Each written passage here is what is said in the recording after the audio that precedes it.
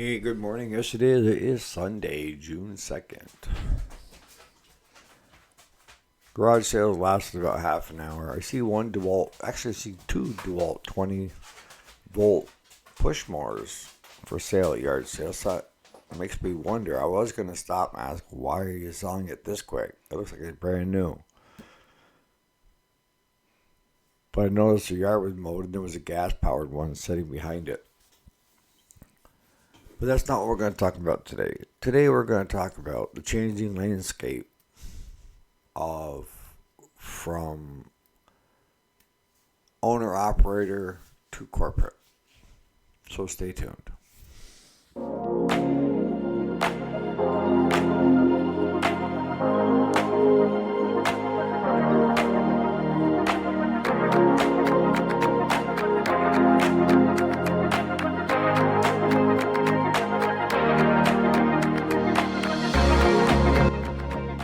Alrighty then, welcome back. This is Sunday. And we also do Monday through Friday, the weekday, and we have the weekend. Today is the weekend. And today we're going to talk about the landscape that I'm seeing changing right now. And maybe you're seeing it in your area, maybe not. But in my area, I'm seeing it. Alright, so we started out with a lot of mom and pops, right? Whether it be grocery stores, repair shops, whether it be auto, small engine, furniture store, carpet store. And slowly, one by one, we're losing them. And we can go back far enough to like the local grocery stores in our little villages to when the big box stores came in and when the big supermarkets came in. And that's understandable to a certain extent, where people, instead of going to, the mom and pop down on the corner, they just went to Walmart and loaded up. Now a lot of them go to Sam's Club and was it PJs or something like that. But that's not what I'm talking about. I'm talking about even your, car dealerships to farm dealerships. Here's what I'm getting at. Okay, so I talked to you about this local John Deere dealership that I'm really good friends with because I grew up with the boys. There was 3 boys. And the father retired probably around 20 years ago. And just this past year, when the oldest one came retirement age, they had to either share or get off the pot, right? Because the one wanted out. He wanted to retire. And what they ended up doing was they saw the writing on the wall. And that was that the profits were getting smaller and smaller.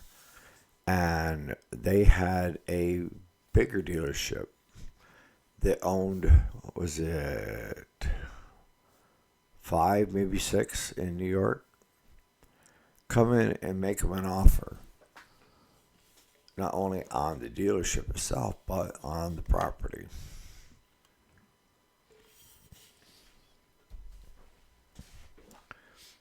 And the older 2 were all for it, but the younger kind of held out because the younger wanted to buy the other 2 out and keep the dealership going. And they tried explaining to him,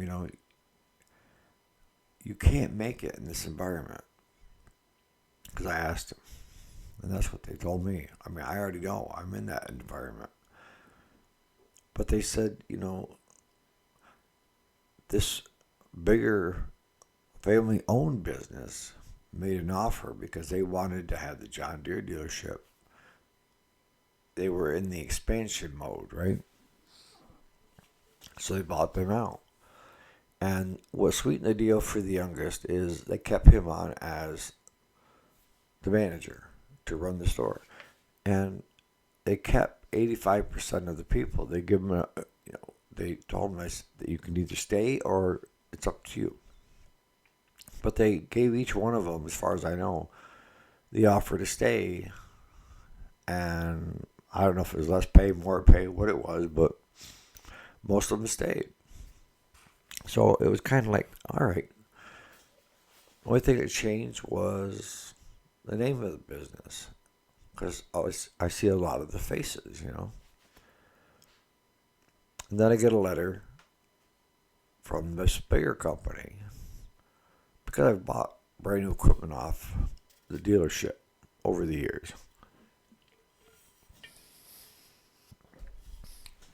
That the father of that bigger family-owned business is retirement years. He's been at it 60 years, and he wants to get out. And the boys really didn't want nothing to do with it. I mean, they were already part of it, but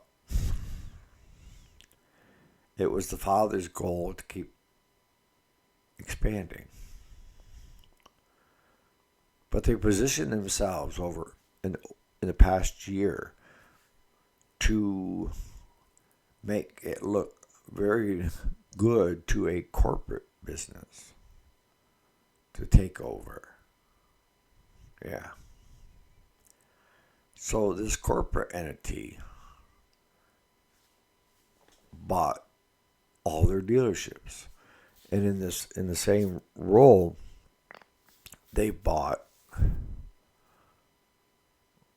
the rights to John Deere if John Deere wants to keep them. You know, you don't just get John Deere. You have to prove to John Deere you're worth running their products.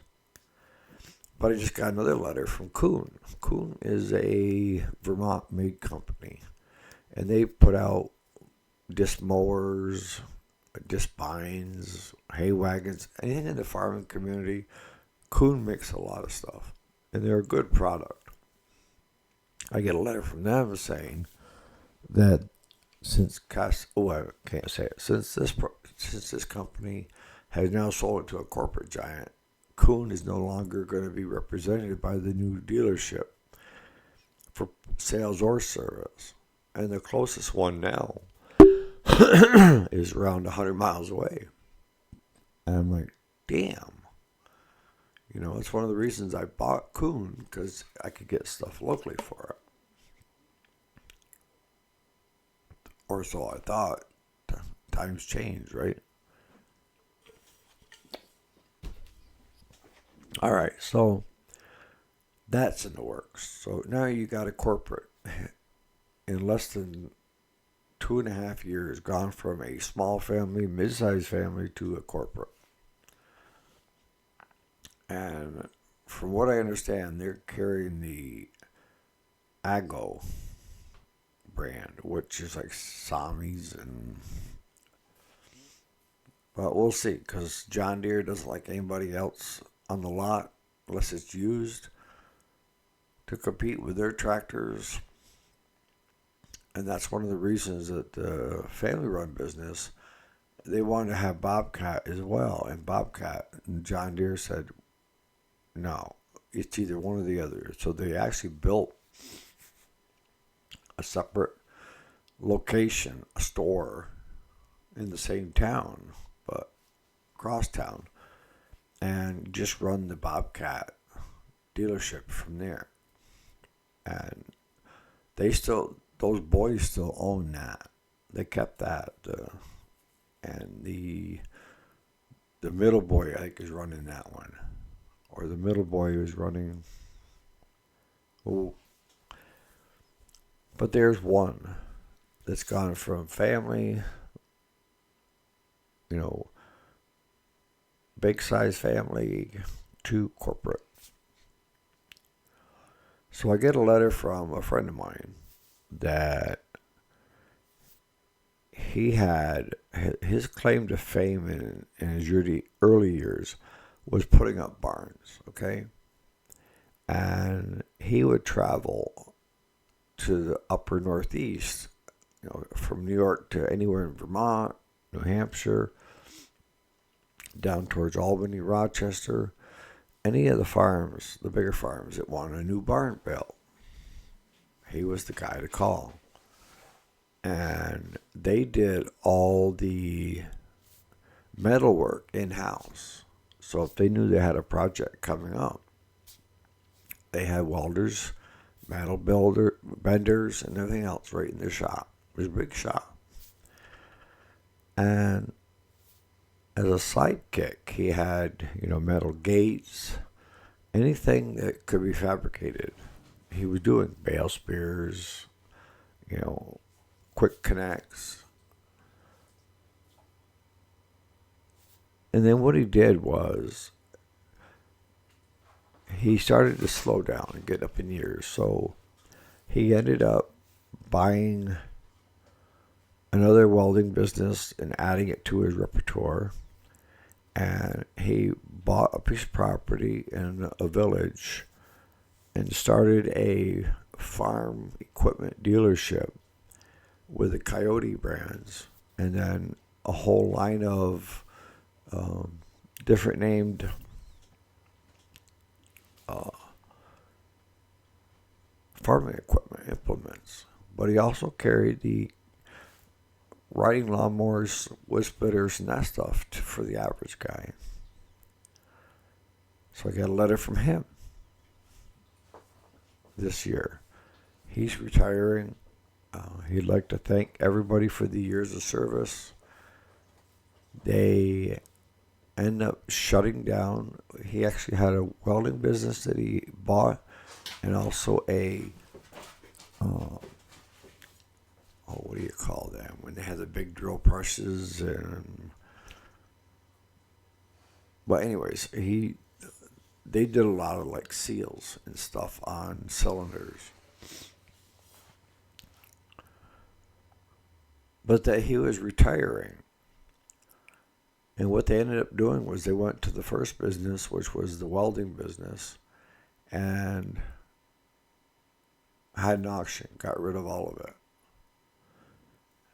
Sold the other one that was a machine shop. There we go. The local, his home base, I'm not sure if they've sold that or not. And the farm dealership they sold to a bigger corporate